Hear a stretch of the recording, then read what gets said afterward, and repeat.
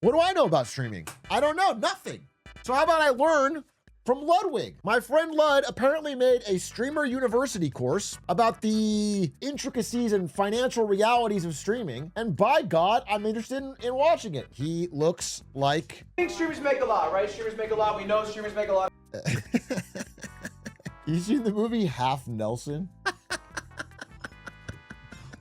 That shit is 1, 2, 1. Today we're going to talk a little bit about that and something I think a few of you in this class are dealing with. Guys, today the class is stop clip farming and start making money. Okay. A lot of you guys here. Bro, I love that title. Maybe he's gonna say this, but when I talk to or see people starting out in content creation now, it feels like all they do is make short form clips. And it's like, you can get a lot of views on that, but there's no money and it doesn't lead anything. And you don't own the audience. Like, you don't, I mean, not own the audience, but you don't keep them. They're all getting it through their For You. Don't know? These are the facts. 92% of people go live once, they never go live again. That is 92% of all of Twitch. They only go live one time. So if you've gone live twice, you're in the top 10%. 20 viewers is the amount of viewers you need to be in the top 1%. Raise of hands. Who's got 20 viewers? You're a 1%. 1%. Right now. 1%. You are all 1%. He's glazing them. Yeah, there's no skill in hitting go live twice. Actually, I guess for me it would be huge if I could do that. 20 viewers is big. 20 viewers means something. It's actually fucking crazy how hard it is. This is just from stats. I remember working at Twitch. Getting out of the 1 to 5 viewer range is like statistically impossible. It's like, you have to have some miracle. You have to collab or get a clip going. You just can't do it. No one will ever scroll down there, and you could have the greatest content of all time and it won't. Right. And I got one more surprise for you all. Okay. Most of you will fail. Oh. Last year's Streamer U. This is last year. People who attended 2025 Streamer U. I looked at their viewership a month before Streamer U. Right. Then I looked at the viewership last month. Right. On average, that whole group's down 287 viewers. That whole group. The only thing I'd say on that is, like, you'd assume that most of these people quit, right? So I wonder what the average is of the people. Like, it's probably like it splits, or some of them go crazy and most quit. So the average is way down. Otto sent me the Streamer U stats in Discord. Oh my God, can I show these? Streamer University Alumni 2025. Average viewers. Dude, this guy popped off. Yana J, Deshay Frost, Kilo, Arky. If you're above 1,000 viewers, that's top of Twitch, bro. I mean, that's good enough. You can make a living on probably 500 up. Depends on how dedicated your audience is, I guess, but certainly here. So it worked for some people, and then I think most people just quit, right? No, they're all still streaming? Reginald? What? Oh, I thought that was TSM Reginald. Oh, well, I'm not here to fucking shit on people that fell off with viewership, but I thought most of them would have just stopped doing it. But even this, like, okay, wait a minute. The average is kind of fucking this up, because this guy's average viewers, Ray Asian Boy, is huge. It's just down from like an insane number, 18K to 6K, whatever. I mean, that's dragging down the average. That's why they're at the median. Okay, let's take a look at it. I mean, yeah, I think statistics can kind of lie here though. I wonder how effective it was. But okay, this is already interesting, because look, it's like the people that started streaming during Streamer University, all of them are down except for one, Blasian Babyola. That's it. Everyone else is down, and that person was already bigger than the rest of them almost at the start. So yeah, okay, that's good to know. So this opportunity, this once in a lifetime miracle, for most of you, it ain't gonna mean shit. It'll be a cool memory, all right? But that's all it will ever be. Maybe you made extra money this weekend, congratulations. You got a few thousand in the bank. Ron probably is getting $250,000. That's nice, but that's all it will be. It will not effectively change your life. Jason, because honestly, there's things Ron can learn, and you can always learn at any level. Thank you. Yes. All right, that's the bad news. That's the bad news. All right, but we want to be different. We want to be the ones who succeed. How do we do that? First off, we have to ask ourselves an honest question. Raise your hand by show of hands. Do you want to be a streamer? By show of hands, do you want to be a streamer? All right. Okay, they're raising their hand. We're going to sit on this for a moment. Do you want to be a streamer? This question about it. Paradoxically, even if this is all great advice and Ludwig is actually spitting, is this just going to cause more people to become streamers? Which is like a bad thing for society. And because the numbers of people who can succeed in streaming won't change, no matter how good they learn here, it's just causing more people to fail. it probably just makes it like a harder grind for everybody. And then, no, I'm not saying teaching is useless. I'm just saying, I just look at all these people raising their hand and want to be streamers, and that makes me feel some type of way. And it's super fucking hypocritical coming from someone who's streaming. I just don't know. On a broader societal level, I'm like, oh man, everybody wants to be a streamer. Is that now? I think when people talk about streamers, we talk about the big guys, talk about the Kais, we talk about the Speeds. That's awesome. That is a very small number of all streamers. That is realistically not going to be you. I have 3 examples for us today. I have a top 100 streamer in the world. I have a top 1,000 streamer in the world. And I have a top 10,000 streamer in the world. Okay. These are my metrics. If they line up with yours, okay, then your revenue will probably be similar to mine. I don't stream nearly as much as some other guys. I have 9,500 subs. Here's my expenses. This is just the month of June. Everything here is for the month of June. Payroll, $225,000. That is for the 15 employees that I have. Next, travel, $55,000. That's a higher number than normal. I ran an event. I had to fly a bunch of streamers out. That's that travel expense. Next up, events. That is the production of the event. Nice. Next, marketing. Again, similar for the event. Okay, so I popped my eyes. That's called acting because Aiden already showed me these numbers. However, it's a shockingly high fucking payroll number, bro. Now, 224,000 of that goes to Aiden. And 1,000 of the rest goes to Yingling and Kelby. They split it. So it's not like, it's a little top heavy. Ironic for a bottom. Final total for the month of June is just the expenses, what I spent. $359,000. Wow. This was just for the month of June, yes. Question. No, but this is crazy high. I would go to far as to say this is one of the highest of all streamers. Now, I know the next slide too. I saw these 2 slides. Aiden showed me a screenshot, and we'll talk about it in a second. We'll watch the other one. So let's. That's exactly what a 9 to 5 making a year, but yours is good. That is way more than most 9 to 5 just makers in a year. Yeah. All right. Now's the fun part, guys. Now's the fun part. How much do you get to make? How much do you get to make, y'all? Good news for me. Merch sales. I got $7,800. Wow. Not bad. That's insanely low for them, just to be clear. In a good month, they make fucking balloon numbers.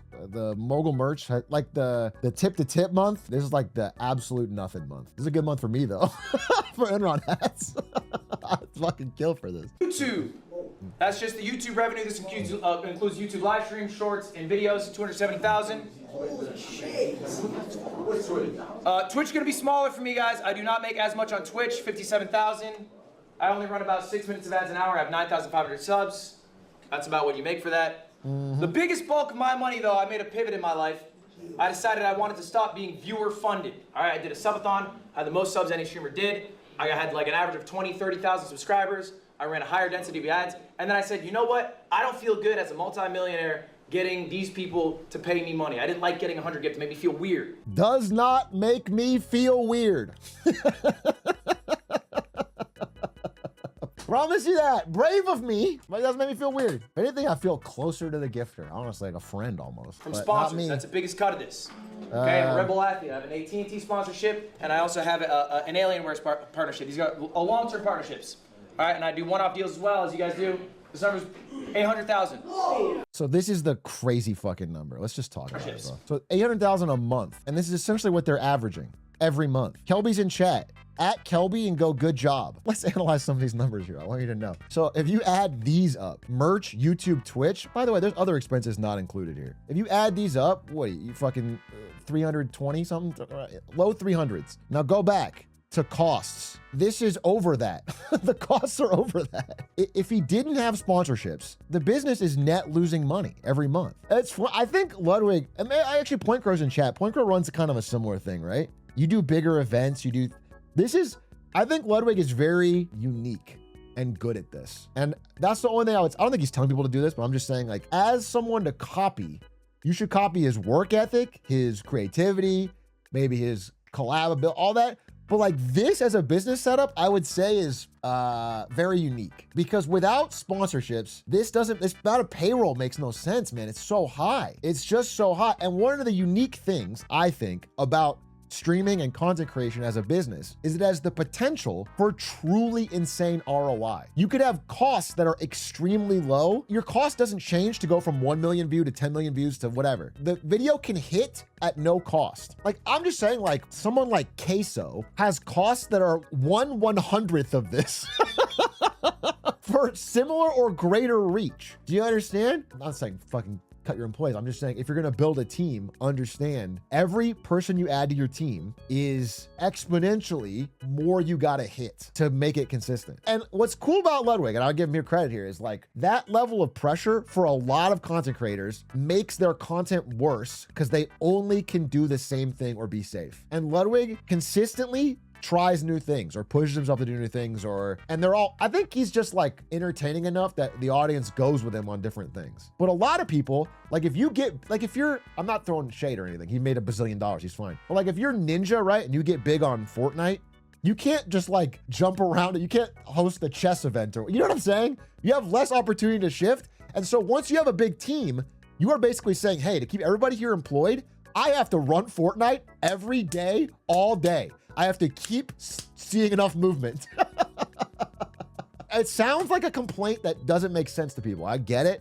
You're like, why the fuck is this guy whining he plays Fortnite for a living? But it genuinely can be soul sucking. And whether or not it's like you're being a baby, the audience will leave because you're not having fun anymore. It just drains it. Your authenticity goes to zero. Because if you just try to farm the same shit and you're not into it, it becomes terrible. So I would just say, like, if you are a gaming streamer, the ultimate person who's an icon of that is either Queso or Northern Lion. Those are the people who have found a way to make that sustainable. And it's very low cost, truly authentic and passionate about what they're doing day in, day out, that can play any game they want. And that allows them to make it a long-term sustainable thing. Squeaks is like NL. Squeaks is doing the NL. Clint Stevens sort of did the NL. It's not impossible, bro. Clint Stevens wasn't consistent, but yeah, you know, Stan's not the world's biggest streamer.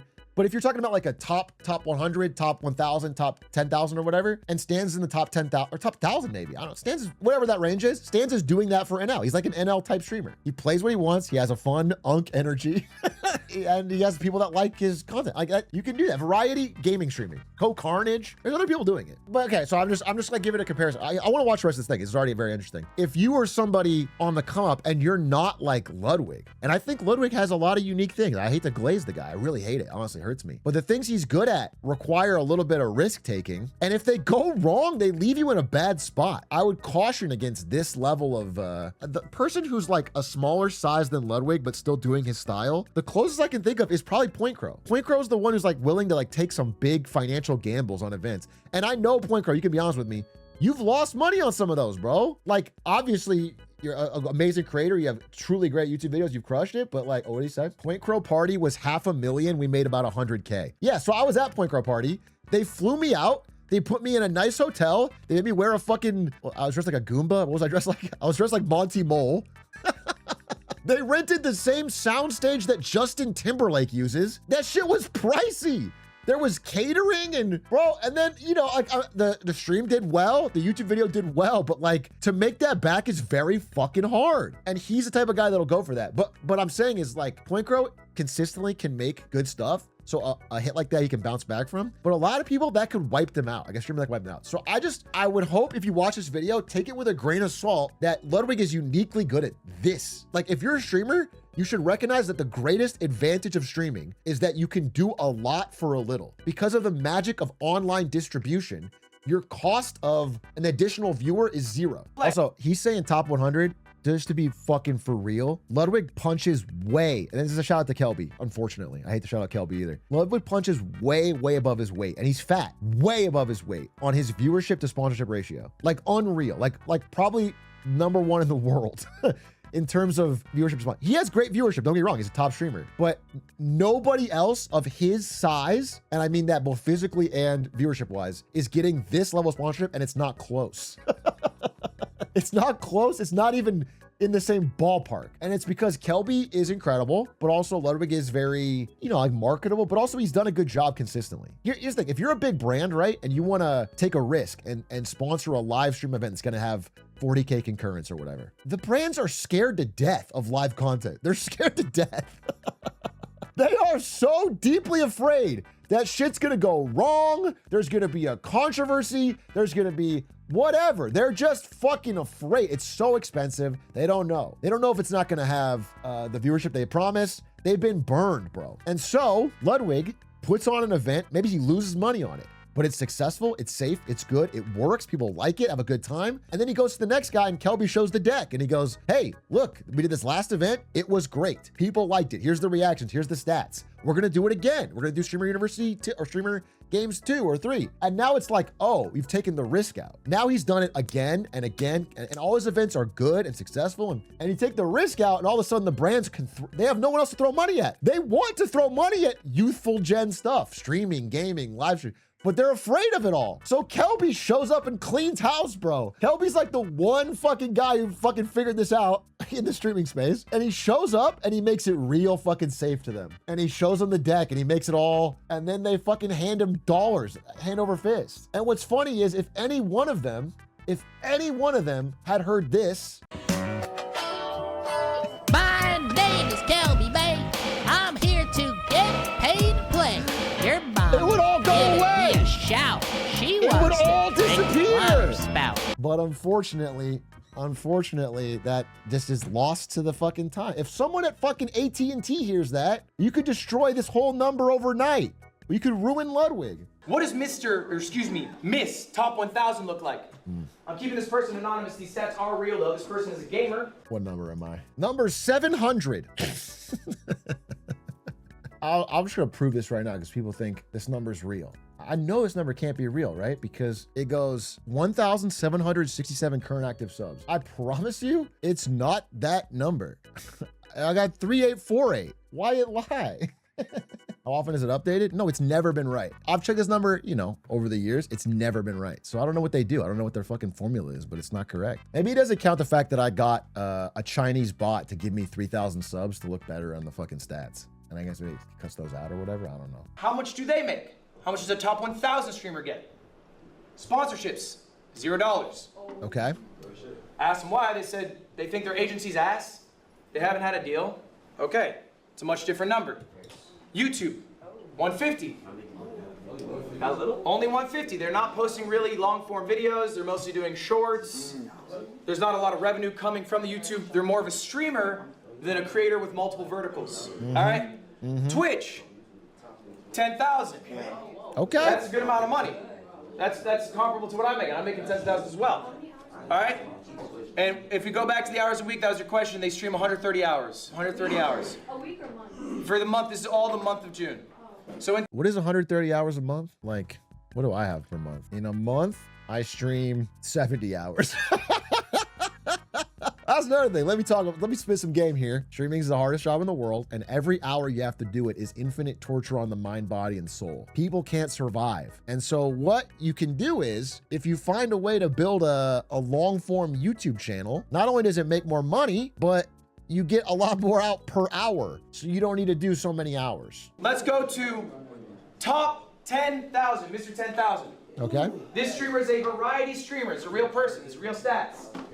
They average 150 viewers. Maybe some of you in this room average a similar amount. They streamed 180 hours, the most of me or top 1,000. Let's check the revenue for June. Sponsorship, 700.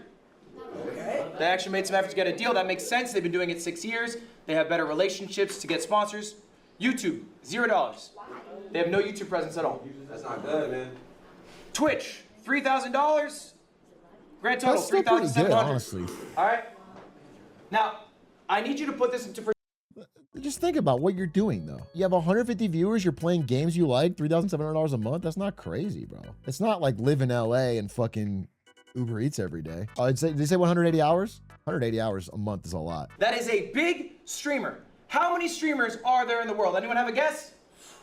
100,000. Someone give me a guess. 100,000. Million. Just in the month of June, how many people went live? 5 million. Just on Twitch. 5 million? 5 million. It's not a bad guess, Jason. You're wrong. What? God. 2 million. Wait, I literally was saying 5 million was too high and I worked there. I was like, it's like 2 or 3 million. I'm fucking old, bro. That's back in my day. That's 2014 shit. 6 million on Twitch in the month of June? Damn, times change. And I'm top 700. I never click live. Think about that, bro. All right, there's a little quiz time. Pop quiz. Is a TikTok follower worth more, a Twitch follower, or a YouTube follower? All right, by show of hands, who thinks TikTok? By show of hands, who thinks Twitch? He already showed the YouTube revenue, bro. By show of hands, who thinks YouTube? Wait, Valkyrie said Twitch? Round of applause for Valkyrie, only one who got it right. No, then Ludwig's wrong. What the fuck? No, it's not Twitch, bro. What are you talking about? Is it Twitch? I'm sorry, I'm dumb as shit. I'm fucking stupid. It says YouTube follower. I thought I said YouTube viewer, bro. I thought I said YouTube viewer. Because you want a viewer. Dude, someone that watches the whole YouTube video, start to finish, preferably on a TV, is worth their weight in gold. If they're like, I'm gonna click your video when it comes out, and I'm gonna watch the full damn thing, ideally on a TV, but wherever, that is God tier. They count TV viewers differently. I think you get higher CPM to make more money. The way it works, bro, I just want everyone to fully understand this. I don't think he's gonna talk about this specifically. If he does, yeah, stop me. Subs don't matter at all. I think he'll probably say that, but I'm just gonna, this is you, okay? And you like things. You like watching Northern Lion. You like old men that are funny. You like, what else you like? You like anime. You like tech. You are a person with this diverse set of interests in videos you like. If you happen to see a video in your fucking YouTube sidebar and you click it and you watch that shit, you watch the full thing, that sends this green fucking light to YouTube that everybody else who's even remotely similar to you to be served the video. It just starts spreading virally. This is how it goes. One person, like the video could be dead, 0 views in 6 months. And then one person goes, I'm gonna watch this. And they watch the full thing. It'll show it to 5 people like that. And if they watch it, it'll show it to 50. And if they watch it, it'll show it to fucking 50,000. That is what you're looking for. When you're making YouTube videos, you are trying to get someone to give you a lot of watch time, to click it and to watch it and to be satisfied. Ideally, they comment or whatever, but that's the main thing is watch time. That's their viewer satisfaction. And then that's how it spreads. So that's why the most valuable thing. The most valuable thing are regular people that watch all your shit. It's honestly the best discovery platform in all of content creation. YouTube's algorithm, it's incredible. YouTube's algorithm allows people that have no subs and no prior connections to make a great video and go viral. I think if you were to have 10,000 followers on TikTok, 10,000 followers on Twitch, and 10,000 followers on YouTube, you'd be making more money as the Twitch streamer, okay? And ultimately, the reason why is the viewer buy-in. A YouTube viewer, dude, how much are they seeing in your face in a month? It's gonna be more, but there's... I mean, that's cool. He's getting trues. You know, people are going, You also have a better relationship with a live viewer than you do with a YouTube. No, I don't fucking have a better... My live viewers all fucking talk shit, bro. I come in my live, bro, it's, hey, Glizzy Coffee Man, why'd you skip? Piece of shit. YouTube viewers, they're all nice. What happens to you guys is you're really good at farming clips. I think at this point, a lot of you really understand intrinsically when a moment happens that, oh, that was the clip. The issue is, you get that clip, how long is that in your 4-hour stream? A minute? Seconds sometimes? All right? So then what happens? That person sees you on IG. It's funny. I kind of remember this. This is a vulnerable moment. Let me go back. This is one of my examples. I remember thinking like, oh shit, this might put some fucking eyeballs. This is early days of streaming. Powerful like. Oh, wait, this one. What the fuck is this level? Where's the goal? Wait, how does a man, Bro, where's the goal? Oh, there Get it up is. Here. Imagine. I'm the fucking greatest Pokemon player of all time. I mean, it's a banger moment. It didn't increase viewership not one. Didn't do anything, bro. It's not like people are like, oh shit, I gotta go watch the fucking greatest Monkey Ball player of all time. Because you think about what the person actually is doing. Okay, they're just scrolling. They get this clip, they laugh at it, they move on. In their life, it doesn't change anything. I know my strength isn't to perform in a way that will not be met when the viewer comes to see me. I have to be authentically me at all points. You need to be authentically you at all points. The person they should see in the clip should be the person that they experience in the live stream. All right? Yeah, it's like NL, right? That's probably how he mean, he doesn't have, I guess he has clips too. He does have clips. But yeah, NL is just there's a brand of what he's doing, and everything you see of him is reinforcing that brand. And when you show up live, you're getting exactly what you expect. But he also is like limited hours, and he's very on during those hours. Don't, have a burst of 1 minute of energy and then you're back to being somebody else. Be consistent. Be consistent in yourself. Be honest to yourself. That's probably how Queso blew up on clips, right? I mean, I guess you watch a Queso clip, you watch a Queso live stream, it's the same damn thing. We're gonna talk about the content funnel, an idea of how to efficiently stream. I want you to start shifting your paradigm. A stream is now a recording session. Right. We're not just booting up stream to fuck off for 4 hours, get 3 clips, go home. We're not booting up stream to play a video game for 6 hours and stream, go home. That is a waste of your time. It is a less efficient use of your time. This is so funny. Everyone in this fucking chat saying, Fuck you guys. If I show up and did a clip and went offline, you'd be so fucking pissed, bro. All you're asking for is please fuck around for 6 hours. That's crazy. That's not, you're saying, that's so funny. From this one stream of 6 hours, there's 3 separate VODs. Those are just cut-ups, not edited, of the segments. All right, I came prepared with segments. 3 different edited videos. God Gamer Gauntlet, it's a challenge I do. Magic Chameleon with some friends, and I reacted to a CoffeeZilla video. Then I also had a couple clips out of it. Okay, that's all from one stream. That was 6 hours. I recorded all that. It's called using all parts of the buffalo, as they say. That's an H-Rock classic. I also think it's okay to have lost leaders. Yeah, lost leaders. Big ideas, big events. Maybe they don't make a lot, but they mean a lot to the people who watch you. People see the effort that you put in. If you are not doing things that are exciting to you, exciting to them, viewers slip away. There's a lot of... Yeah, I think that's Point Crow's in chat. I think the Point Crow party is an example of that, where that shit lost him a ton of money. $400,000 is a lot of fucking money to lose. But instantly, Point Crow's in like a different tier, He did some shit that no one else... He's doing shit that no one else is doing, He's collabing with a bunch of people, and he's making a really cool... There's something to it. If you can survive the problem is the cost can be so severe. But it does... There is something to that. And that's why I respect people that do it. I'm not really that guy. That's not my thing. But I think that's why those people do what they do. If something works, do it again. Don't typecast yourself, though. All right? Don't be like one of those people on TikTok. They got one bit. They do it. Like, that's exactly what I was just going to say. That's it. So he already said it. That's what I was going to say. It's like, I think you got to be careful with that. That's what everybody already does. Right now, almost every creator, bro. Who did I watch recently? I saw a video. This is no disrespect to this guy. It was a good video.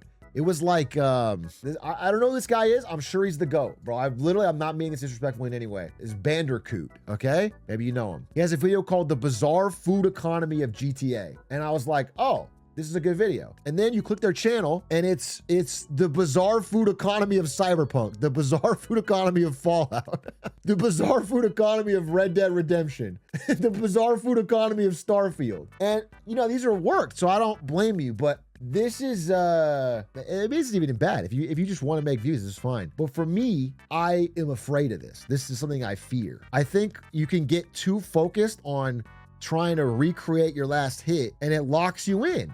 And you end up doing this shit over and over and over and over. And I think you just don't enjoy it as much.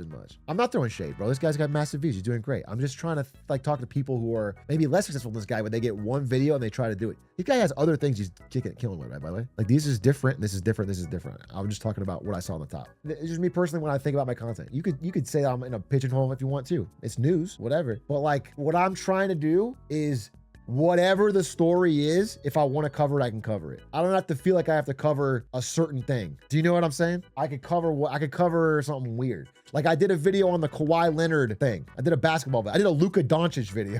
I can't tell you the playbook for how to be successful exiting Streamer U.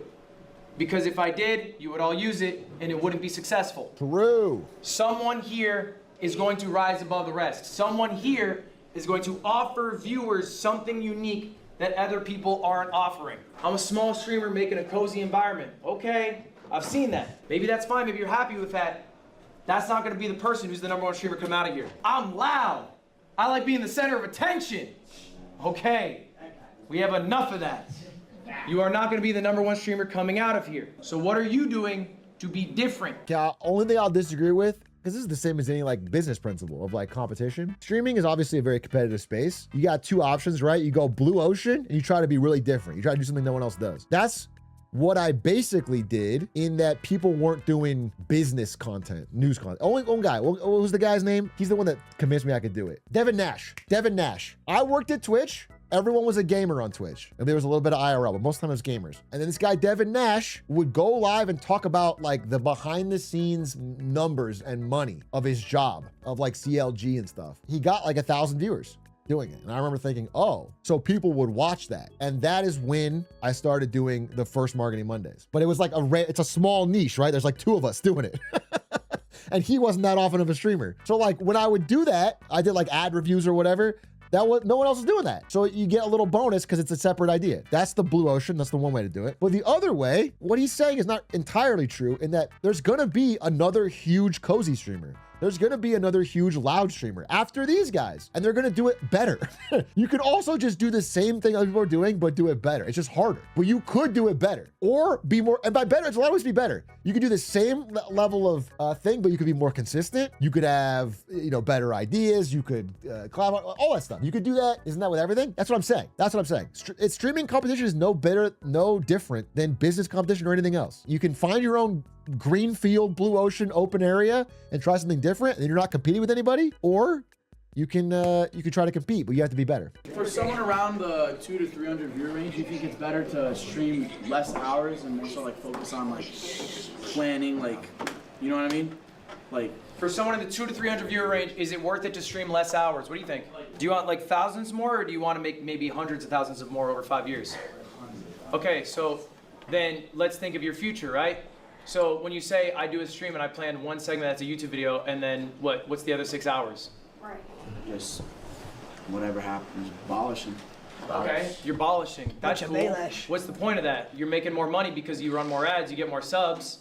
Okay, but here's what I'll say a little different. I'm gonna push back just slightly. Obviously, Lud knows more than me about this stuff. But I'm gonna give you an example of someone who hasn't really leaned in, like someone who hasn't done this, and we all know him, and he's done great.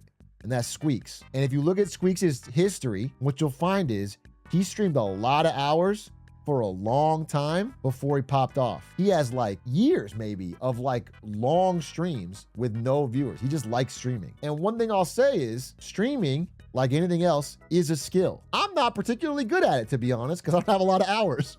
For having done this 5 years, I still have less hours streamed than Ludwig before the subathon. That's like 4 or 5 years ago, bro. I've done so little. But here's the deal, is that it's practice. And I do think if you want to be a streamer, you actually do need a period where you just stream.